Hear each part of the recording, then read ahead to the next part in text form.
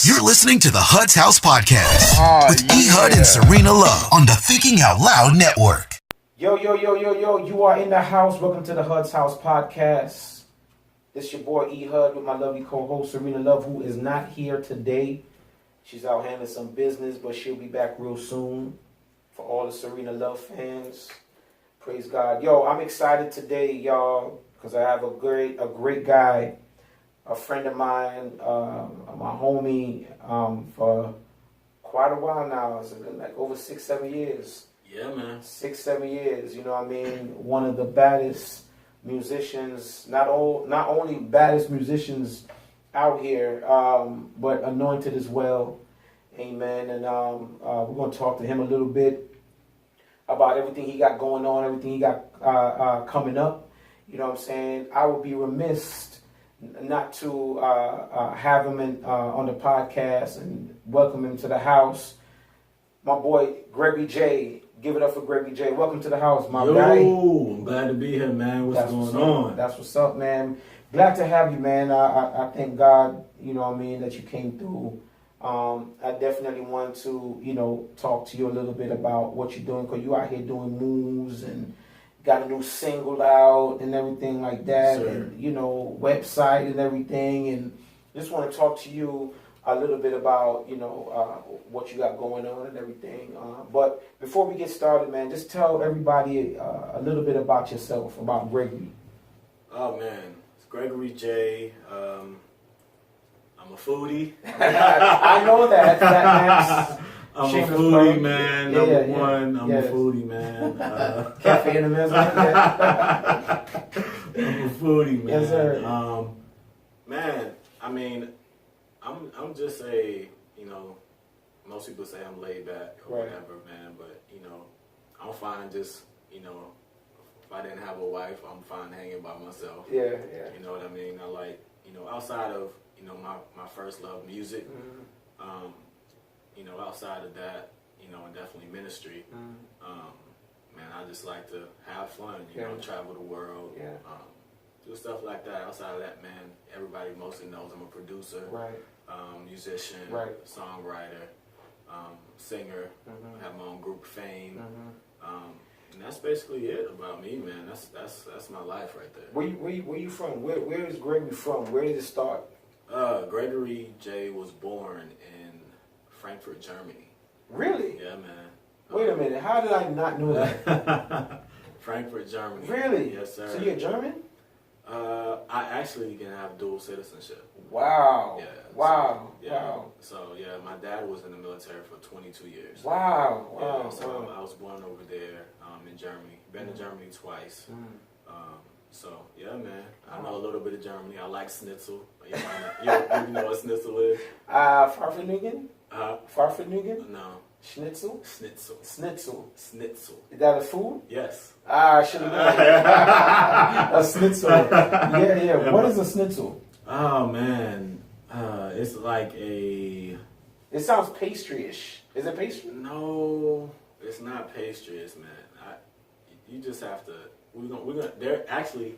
I think there's still that German... It's still a German tavern. It's the most authentic that I've seen. They haven't been there in a very long time. Wow. But it's in Stone Mountain, so... I'm going to look up schnitzel. Look it up. I'm going to look it up and see what that is. Yeah. I may want to try that one time. You know what I'm saying?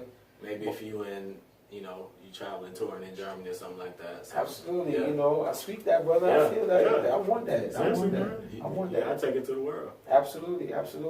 So, what gave you your start in music? I just want to give the backdrop before you even let people in on who you are now and all your accomplishments that you have going for you now. But it had to start somewhere. So you were born in Germany. Yeah. How long did you stay there? I was in Germany until 4th grade, I think. Okay. If I remember correctly. Yeah, 4th grade. I was in Germany in 4th grade. Okay. So basically, after that, my parents, we moved back to Fort Stewart, which is Hinesville, Georgia. Hinesville, Georgia. Yeah, right there by Savannah. Right by Savannah. Yep. Not too far from the Florida coastline, right? Yep. Exactly. Because we used to, in high school, I used to skip school to go to Jacksonville. Wow. Yeah, wow. It's like really that close. Wow, Yeah. So it started there in Hinesville. I say that's really where it started. Mm-hmm. Well, you know what? I can take it back to Germany because as far as music is concerned, both of my brothers played like mad instruments, and my sister, she was like the choir director. So I was just around. In Germany? Yeah. In Germany. Wow. I was just around it because in Germany, my dad was an assistant pastor of a church in Germany. Wow. So one Christmas, I never forget. Like my parents just bought like every instrument. So that's how my brothers, really started just picking up on everything. And they were like, my brothers were like really great musicians. And so I was just around it. Right. So I just kind of like just picked up on it. So the time we got back to the States, I was already playing the drums. I was listening to I wasn't like even long enough to really grasp everything and learn as far as the keyboard and everything was concerned. I was just like pecking with my fingers. Right. But when we came back, Bishop Napper, my pastor back home, he had like a baby grand piano at the church. He just bought it, like when nobody played it, because we had a long line of drummers. So how I got on the keys was, it was like, okay, we got one service. How many songs can you really sing in a service? And you got 10 drummers. Well, we like hopping off half a song. Right. So, God used Bishop, man, back home, and he was like, yo, just sit on the piano. And I should try to get my drumming in before he came out, because I knew he was going to tell me to go to the piano. And that's how I got on the keys, man. Wow. And just, in service, just started playing. Wow, that's amazing. Yeah. Amazing. I just, my 4-year-old son is in love with the Sticks. And he beats on everything. And we have drumsticks. And I just took him to Guitar Center yesterday and bought him a drum set. Yeah. And so I got to go pick it up. They're shipping it brand new. Yeah. But the one they had in the store was, it was good, but it was missing pieces, and some of the pieces got damaged in travel. Okay. So they said, man, for the same price, we'll ship you a brand new one. You know? So I'm just gonna let him, and I just told the family, man, just be patient with the noise in the house. Yeah. Let him peck on it. Let him do, what he does, and let him develop and become. Because that just encouraged me when I heard you say what you said about just you're around it. Yeah. You pick up. Yeah. Now you're on the keys, and you are where you are now. You know what I mean? So what do you love about the keys? Because I know you as a keyboardist. I've seen you on the drums before. I've seen you playing around on the drums. And I've seen you jump on what somebody else has said and play on drums. But what is it about the keys? The keys to me, man, I like the keyboard specifically because it's so many sounds. Right. It's like so much, you can do with a keyboard. And especially now, it's like because you not only do you have the sounds that factory sounds that come in that are already preset, but you can create your own. Right. So you can make your own sound, because I played the organ but never liked it because it's one sound and it has its purpose, But other than that, like I just love the keys, like the sound. It's almost like, man, a representation of like what you can do in Christ. Absolutely. Like it's with God, you're like not limited. Right. We serve not limitless. Limitless God, man. Yeah. So on the keys, it's like you're limitless. Right. Because you can go on there every day and make a difference. Something sound. New. Yeah. Right. So that's what I love about it. That's crazy. Do you think? How can I say it? Do you think that the way, because you got musicians and you got minstrels. You know what I mean? Yeah. You got folk that know how to play an instrument, and then you have minstrels that's right. connected. Right. You understand what I'm saying? Because you can't tell me David was the only musician at the time when Saul was being buffeted by the Spirit. No. They specifically called for David to play. Right. Right? Right. So what do you think is the connection? Does the lifestyle have to match the playing, or does it even matter? Well, I don't think the lifestyle has to match the playing that makes a difference. Mm-hmm. It's the relationship. Mm-hmm. Because you can have a musician, let's just for the sake of, you can have a stellar BET Awards playing musician, you know, that's known all across the world, versus, let's just say, a local musician that's not known as well, but I might not be as good as one of those musicians. He has relationship. This musician doesn't. So would that give a different sound? Absolutely. Yeah. Because you're playing, you know, you're allowing the Spirit to play through you, you know, versus knowing how to play. And I run across it a lot. And, you know, I was just telling a musician friend of mine, I was like, it's a difference when you go into worship with the minstrel than with a regular musician, because you have to be able to flow. Absolutely. Like, some musicians, you have to tell what to do. Some musicians just know in the Spirit, and they know where you're going because they're in tune.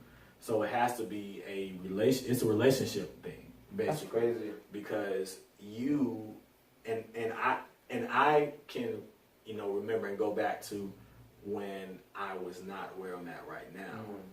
And if we was recording and YouTubing and all this stuff back then, even if I had any video of myself back then, you would tell the difference between now and then. Because the more I say that you're in God's face, you know, the more that you open up to, you know, the heavens. Because when you're dealing with praise and worship, you know, you have to know where to go. I always tell, the way I explain it is, you know, we are the thermostat, you know, in the church, setting the temperature. Absolutely. You know, if the thermostat is not right, we got to go in and adjust it to where it needs to be. Yeah, that's true. So that's what minstrels are. And I totally believe that it's coming upon a time now that minstrels are going to be on demand, because it's getting close to God coming back. Absolutely. Number one. And people are really going to want to be in the presence. It can't be about show anymore, or just being talented.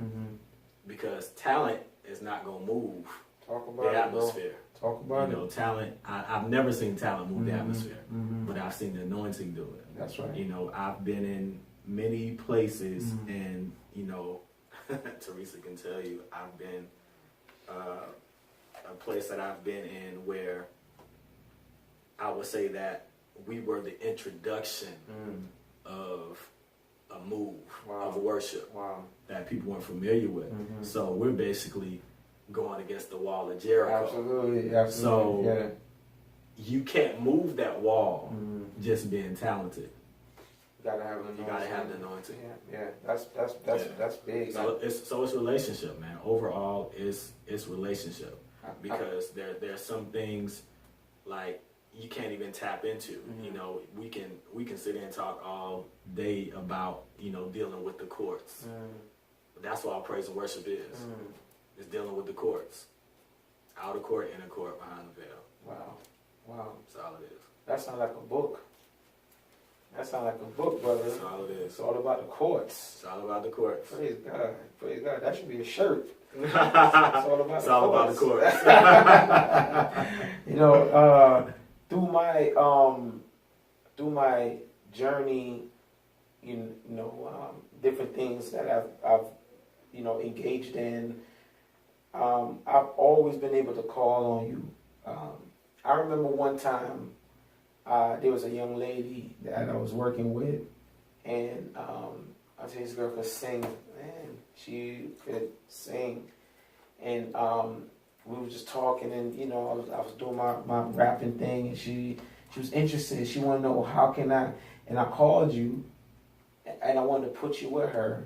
You know what I mean? I said, yo, I know somebody that I could probably, and you drove all the way out to Perimeter and met me. You remember? Yeah, I remember. And we had a meeting, me, you, and her at your restaurant. You know your restaurant, Cafe in the Mezzo. Yeah. Shameless plug. You know what I'm saying? Cut the check though. I know. You know. So but what I'm saying is, whenever I've asked you or called on you or needed you for anything, you always obliged. You know, you always, made an effort to come through. I remember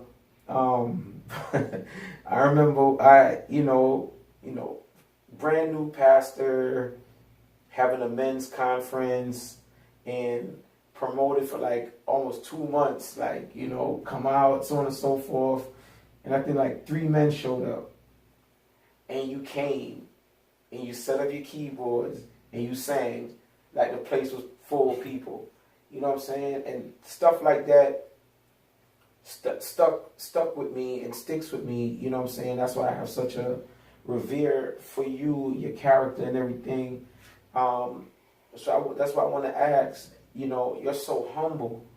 If I could even ask your wife, does he even get upset?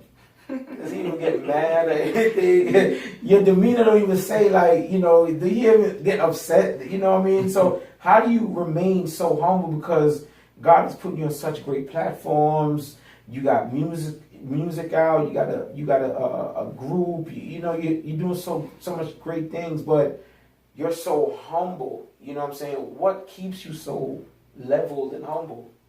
Man, I would have to definitely give that to people around me. Mm-hmm. Definitely my wife, my mom and dad, and just knowing that, this stuff didn't happen because I did it myself. Right. Wow. Just had a conversation. Wow. I didn't do it myself. I know that, it's all God. God has orchestrated everything that's been going on in my life. And, I have to put in the work, but it's His doings. And growing up and seeing different people and being in a relationship with different people, friends and associates, and seeing different things, I've learned, I'm just going, no matter how far God takes me, no matter how far I go across this world, I'm still going to be who I am. Amen. And I can't say, no matter what I get, I can't say I'm bigger than the next person, because everybody has their own measure of grace. Absolutely. And as quick as I can get it, or where I'm at and where I'm going. That's a good point. You can be back at square one. That's a great point. And when you get back to square one, you're going to need the person that started you at square one to take you back to where you was at. So it's nothing that, I have to, that's so great that I have to boast about. Right. I'd rather somebody speak about me. Absolutely. Than you boast for yourself. I'm going to boast on myself. Right. So that's how I feel about that. That's what's up, man. I appreciate that. Just a little advertisement here. You can check out the podcast at www.thinkingoutloudnetwork.com. That's www.thinkingoutloudnetwork.com. You can stream us on iTunes. We're on SoundCloud, YouTube, social media, all social media, Twitter, Facebook, Instagram, Thinking Out Loud Network at Thinking Out Loud Network. Yeah, man. So please follow us, stream us on iTunes, download the app. Yup. Support us here. Thinking Out Loud Network.com. So, so what pushed you to do an album? You had. Was it last year you had Greatest Investor? Or year before last? Was it 16 or 17? Year before last. 16? Yeah. It was like almost summer 16. how did that project come about? Why did you go that route? Oh man. Okay, so how Greatest Investor started was, it started off with a song that I wrote that was called About Your Love. It's like a real pop house almost. Yeah, I remember that joint. Yeah. So I wrote that not for me, and I had a meeting with my music manager and another industry person, and I was like, who can I sell this song to? I was like, who can I sell this song to? So they was like brainstorming or whatever, and they couldn't think of nobody, and they was like, why don't you come out now?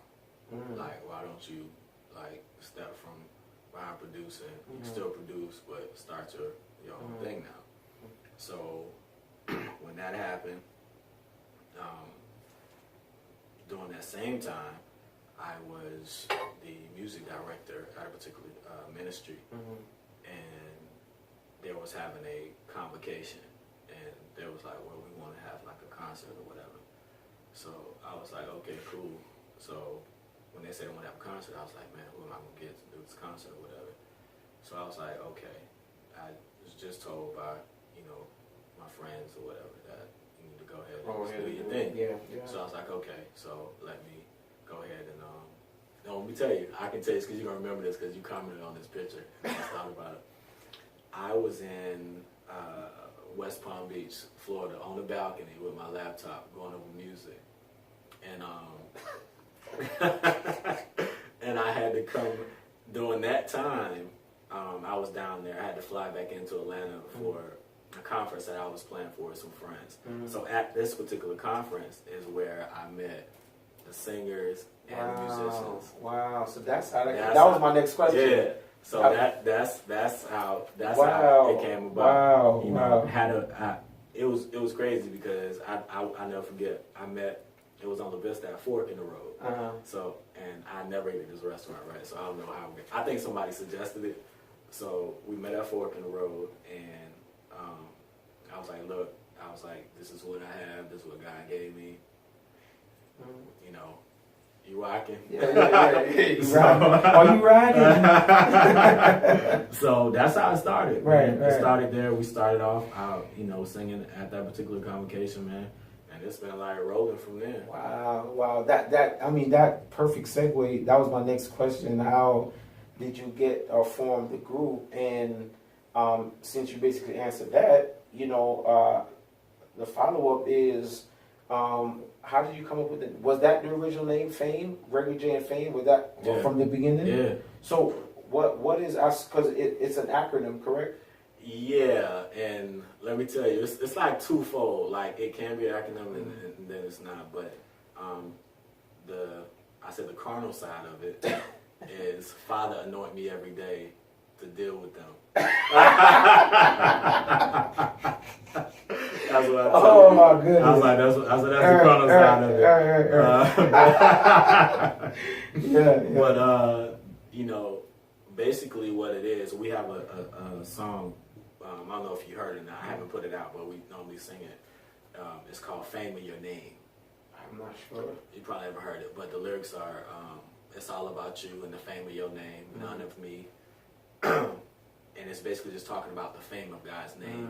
And basically that when it's Gregory J and Fame, it's our name, but it's also what we carry. Yeah. That's good. So, because the fame of God's name, mention of his name, every knee shall bow, every tongue shall confess. So, that's basically what That's crazy because there's a song I have, called Broad Street Bully I did a few years ago. More than a few years ago, and I mentioned in the rap, it was kind of like me, going off, and I said something about, I can't even remember, it's so old, but the gist of what I was saying was, you're only where you are right now because of his fame. Right.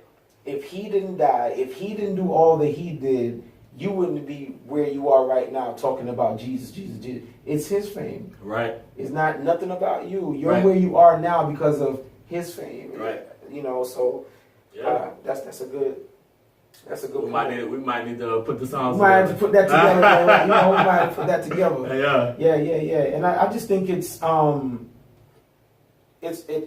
okay. So there was an interview with Lala I saw years ago, and she was basically saying she remains humble. She remember where she started from, right? And she remained humble because she know that all the attention she said when she was working at a radio station, you know, she would get all types of perks, and she'd go out and people with this and people with that, and you know, she would get all the attention, but she said that she never let it get to her head, because she said, if I wasn't on this radio station, would y'all still be giving me as much love as y'all giving me? Right. So she used that to remain humble. Like, I'm who I am right now because of hard work, dedication, so on and so forth, but my platform and my star status is why you're... So I use that, as you just explained what fame is, I use that, you know, when I preach, and, you know, people will come up, man, you preach your word. Right. If it was not for him, I could not do what I just did. Exactly. You dig what I'm saying? Man, you got 16 bars, man. Yo, you could rap. If it was, I'm only rapping about him. I ain't rapping about me. You dig what I'm saying? Yeah. So that's what I used to say, because God, like, if you should move away from me, nobody would even know who I am. Exactly. So I respect that, man. Yeah, that's true, man, because it goes back. All this ties into what we was talking about earlier about, you know, the difference between anointed versus talent. And it all boils down to, it's never about what we're capable of. It's about what God is capable of through us. Wow. Because if we don't have that relationship, you know, how capable can God be through us? That's the question. How much can God really do through us? And that all depends on how deep you choose to go and delve with God and your relationship with Him. How do you keep it together? You've got multiple different things doing. A husband, serving your ministry, your own personal music ministry. How do you keep everything together? Or do you know? Man, number one, God, definitely.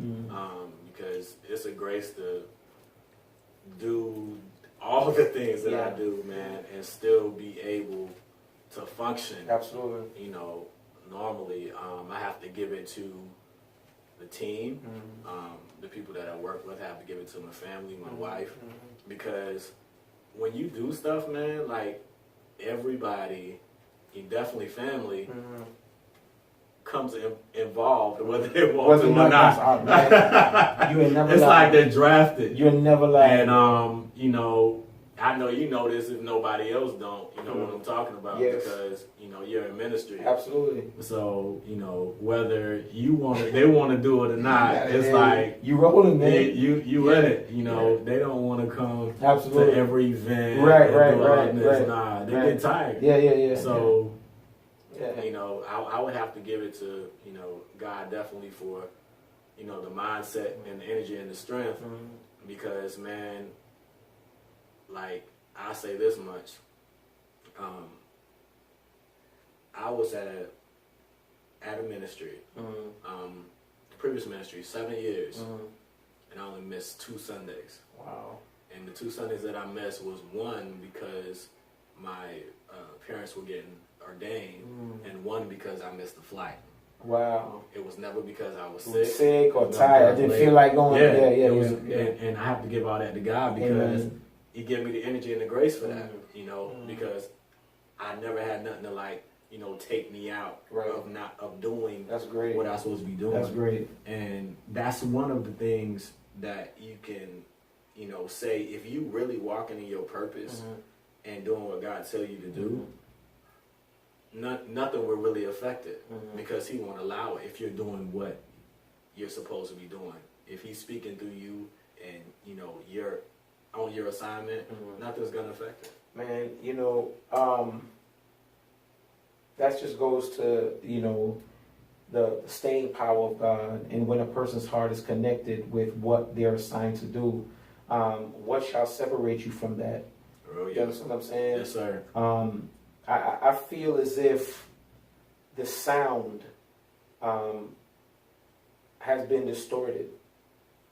This is just what I feel in my spirit, that the sound has been distorted, and the people have turned away and they're walking away.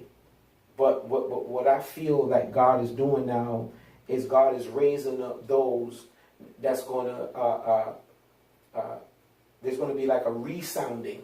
You understand? And I see people doing a about face and coming back to God because of the resounding. So the sound that was distorted, that was driving everybody away, God is getting rid of that, raising up those that's going to do a resounding to draw people back. Yeah. A clarion call is going to be made, and I thank God for men of God and women of God that are locked into hearing from heaven and then resounding it in the earth realm to draw people back to God. You know what I'm saying? Yeah. So I definitely bless God for you, man. We can say anything, but the life you lead, we don't get to dictate who looks at us. You know what I'm saying? Yeah. And just the life you lead, it just speaks of excellence, man. Even when you're elevator cruising. Let me tell you, I'm like, cause so many people are talking about that. I'm seriously thinking about branding that. Hey, why don't you? Why don't you, man? Because I don't know, man. But if 50 could go, brand Get the Strap, go ahead and brand that elevator cruiser, man. Because I'm telling you, it's just the right. I'm like, yo, does he walk with a photographer? Like he gets like the ill shots. Like how does the peacoat just flaps in the wind as he's coming out the back of the car? Like how does that happen, man? You know what I'm saying? So I just love it, man. Everything that you embody and personify, man, I just love it because it shows how great we can be and have fun and love life and do ministry. It's just wonderful, man. So, what do you feel about, or how do you keep? How many members in the group? I'm talking about like singers and musicians. Singers and musicians? 3 singers. Well, yeah, 3 singers. And my musicians, I have about 7, 8. So that's very interesting because for me, when I catch a vibe, I book studio time, I'm in there. I'm in there, do my thing, and I'm gone. Yeah. You know what I mean? I catch a vibe, and it is what it is. I don't have to wait on anybody. Just as long as the engineer's there, I'm good. You're good.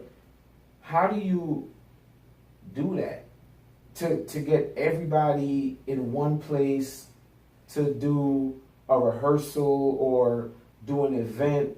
How difficult is that? Planning is, for the most part. I have about 7 or 8 musicians because in case. Gotcha. Yeah. Gotcha. But I don't think it's really. I won't say it's hard. As long as you're planning ahead, and I will say this about my people that are dedicated. They've been there, from the jump, since it started. So like they understand, for better words, the mission, the call, right. What we're doing. So they know, our brand is basically delivering a message of hope. That's what it is. So they understand that, and they have basically been faithful with that, because I can say that because I've, called rehearsals at the last minute, through different things before I got Space Jam, the rehearsal space. Right. You know, being at, you know, rehearsing at different places, no matter what time it was, they were there. They can be out of town, you know, and they'll, I say this about the twins, they were in Detroit, and we had to perform at a worship night in Conyers. They drove, started off that morning, drove all the way back straight to the church, threw some clothes on and got on stage. What? Yeah. Wow. Yeah. Wow. You know, because I could have said, okay, and I don't like doing this, to be honest, because when you have people that are gel and it's a sound, it's like, don't want to mess that up. I don't want to mess that up. But, you know, there are people that are capable of singing to do it. But the thing about it is that they wouldn't let me do it anyway. Because they're like, we're going to be there. Absolutely. You know, they take ownership of it, which it really is theirs too. But they take ownership of it like they were the leader. That's big. Yeah. That's big. And that's with all of them. Yeah. Like they really, with the musicians there, they take ownership of the call, you know, that God has before us. One mind and one heart, you know, that's big. Yeah.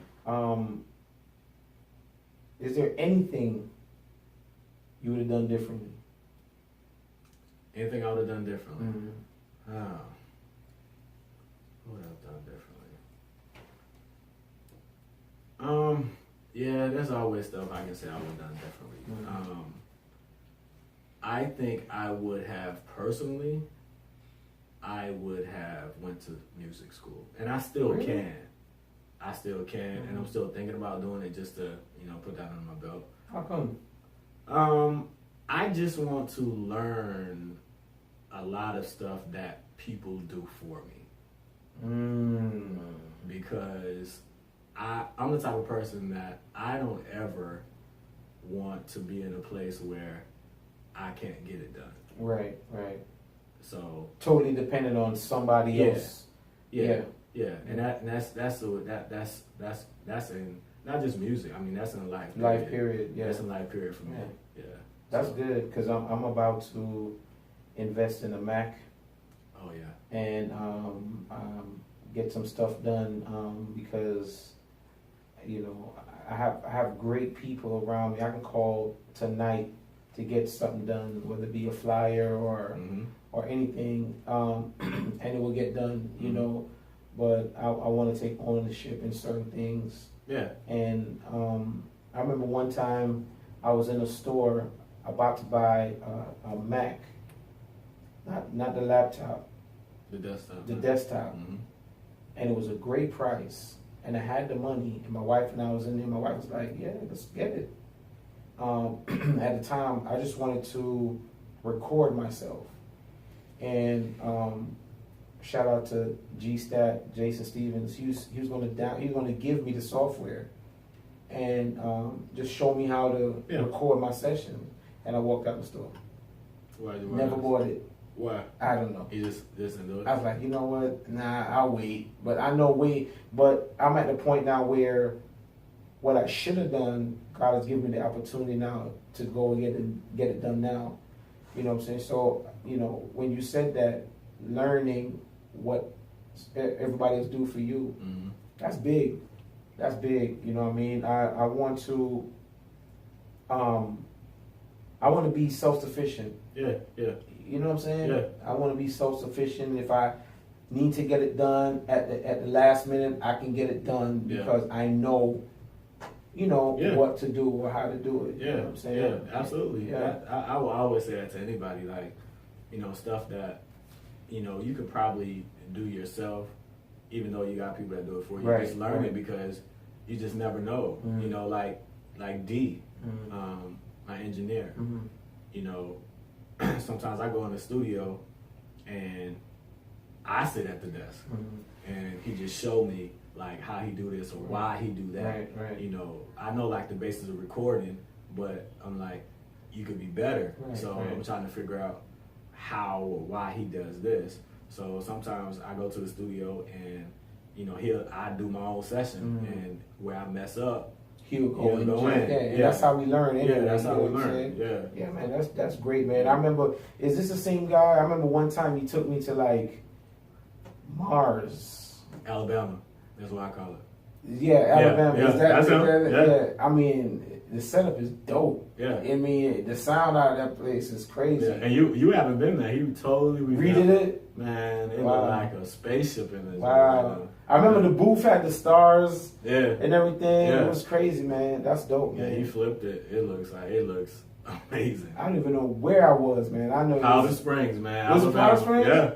Wow. It's Alabama. I was like, God, dog, where am I? Yeah, man? that's what I said when I first went out there. Yeah. That's awesome. It's beautiful though, man, and I definitely remember, what was the name of the mixtape you did with me? Rhythm and Gospel. Rhythm and Gospel. Yeah, I'm about to do another one. Where is it? Where can I get that? Rhythm and Gospel. I had it on my computer, but I think it's on Dat Piff or something like that. It is? I still got the link. I'll send it to you. Send it to me, man. Yeah. I want to listen to that joint. Yeah, man. I got to do another one, man. Yeah. We definitely, because I saw, who did I see the other day? Chris. I said Chris. Shout out to Chris Elijah. Yeah. I was like, yo, we gotta do another mixtape. Yeah. That's what's up, man. So before I let you go, man, I gotta let you talk about Greater is Coming.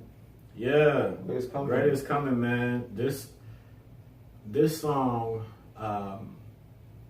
is prophetic, man. And going back to what you was talking about earlier about the voices that you know God is raising up now, and you're actually seeing it come out more now. It's more of prophetic minstrels and voices that are going on now, because it has to be people that can hear. Absolutely. You have to have that ear, because like I was saying, you have to be able to navigate. But Greater is Coming, man. I was riding on my way to rehearsal, and God began to speak to me. Greater is coming. Greater is coming. I said, okay. Gave me the scripture. Amos 9:13. Yes, indeed. It won't be long now. God's decree. That scripture gave me. Things are going to happen so fast, make your head swim. All that good stuff. And when I got to rehearsal, I had it. Wow. I taught it to the praise team. Sung it in church that Sunday. Really? Yeah. Just that quick? Just that quick. Wow. Yeah. I sung it in church that Sunday. And from the reaction of that song, I was like, I gotta record this song. Yeah. Because it was just a praise and worship song. Because all the stuff that I do, like, I don't record, or I wouldn't say I'm gonna put it on a record. It could just be for the house. Just for the house, you know, praise and worship. Yeah. So, but what really got me was, pastor came the following Sunday and was like, yo, I can't find that song anywhere. Nowhere. Like, what artist does that song? And I was like, I wrote it. Wow. So I was like, okay, I gotta put this out. Put that out. Yeah. Because if people are looking for this song, some things are inevitable, man. You know, when God gives it to us, it's definitely for a reason, and some things are just inevitable. Yeah, that was inevitable. You know, He's coming. He's looking for it. You know that which God has given you for the masses, man. What else you got coming? You got another full-length album, EP? Yeah, What was going on? As of like a couple of weeks ago, maybe a month ago, I'm working on an album. Probably gonna release it at the top of next year. Besides that, last week, I produced an album for Chris Bronson. Who's that? Chris Bronson and Anointed. He's a gospel. That name sounds familiar. I'm sure you've seen. He's from Atlanta? Yeah, he lives in Atlanta. Yeah. Okay. So we did a live recording maybe a year and a half, 2 years ago, and he just put that out last week. So that album, that's about. So you did work on that? I produced over. Really? Yeah. Wow. Yeah. Me, Basically, I got one of my MDs that plays for me. He co-produced it with me, and went through, I think it's like almost 12 songs on that album. Wow. So whole album, man, it's Trust and Believe. Wow. And that was very instrumental for me too, because there's a lot of stuff I had to trust and believe God for before greater is coming. So that I think you've been in the studio with Bonita Jelaine before. She's like a neo soul, like she's all around Atlanta. That name sounds really familiar. Yeah, so she's about to do another project, so we're working on that. I'm about to get in the lab with, Labria. Name sounds familiar too. She's like, you gotta excuse me, man. I touch so many people's hands. I know. Hey, what's up? Yeah. Like matter of fact, Sean Cook. We still don't know where we know each other from, but we met up at Upon This Rock. Yeah.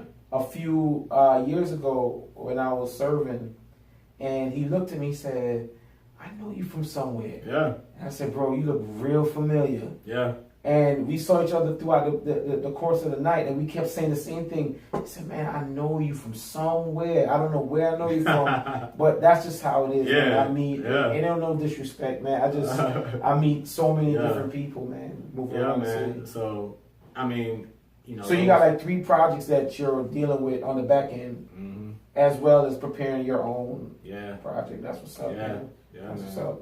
I know that gotta feel great to be moving and working in man. God's kingdom. I always tell people, man, if you don't do nothing, keep them feet moving. Absolutely. One thing you don't want to do is be stagnant, man. But we gotta do something too, man, because hey, man, you ain't saying nothing. Listen, I always told you, man. The first time I heard you, I was like, this dude is the gospel Biggie, man. Like lyrics. I'm serious, man. Yo, you the second person. Not the second person, but somebody else said the same thing. Man. I think I told you that. Hold on. Did you come to the studio down on Dutch Valley? Yes. Yo, that is a long time. Yes. That's when I first told you that when I first heard you. You put me on it there, and that's how I met Doug. Yeah. And Jace. Yep. I did a song with Jace. Yep. Years ago, and I was over there. Oh man, I was over there. You old? Yeah. I remember that. You old, yes, man. Sir. That's when I first heard you, and I told you that then. I was like, this dude sound like Biggie, and I'm telling you, during that time, like I wasn't even like into like gospel rap. Right. When I heard you, I was like, whoa, man, bro. I'm telling you, man. I was just talking to my boy earlier today, man. I'm just now getting my footing back, recording, and because a lot of people don't understand life happens.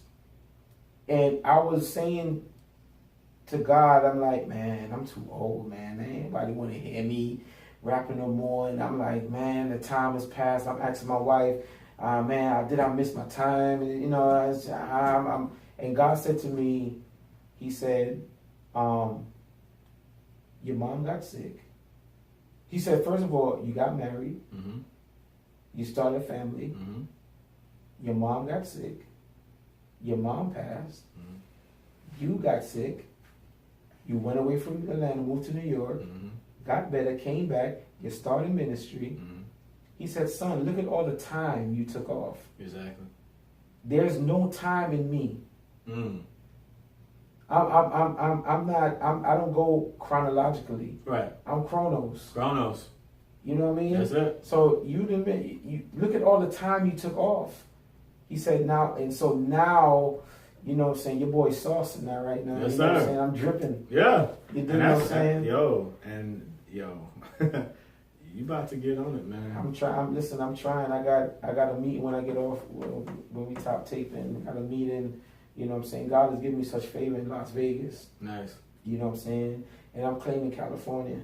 Oh, yeah. You know what I'm saying? Next. That's right down the street. Yeah. I'm claiming California. You know what I'm saying? So, yeah, man. So, tell everybody where they can find you, G. Yo, you can find me Everything, the Gregory J, all social media.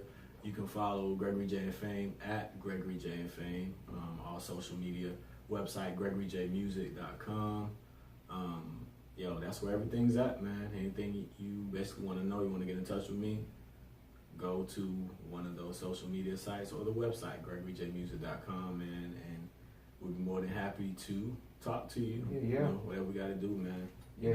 I'm all about getting this music out, and basically just getting God out. You know what I mean? That's the main thing. So yeah. Follow my guy, man, and go pick up Greatest Coming. Yeah. Support the music, support this man of God, everything he's doing. People, once again, we're at www.thinkingoutloudnetwork.com. All social media sites is Thinking Out Loud Network. Thinking Out Loud Network on all social media sites, Instagram, Twitter, whatever you got. Thinking Out Loud Network. Again, the website is www.thinkingoutloudnetwork.com. We got Gregory J in the house today. Brother, thank you for stopping by. Listen, man, it's been an absolute pleasure as always. No doubt, always. No we doubt. Still got a lot to do, from these mics, man. So I'm looking forward to the success of this podcast, man, and everything that God is doing in your life, man, and in your ministry, man. Just keep them feet moving, man. Thank you, brother. Yeah. Keep praying for me, man. Will do.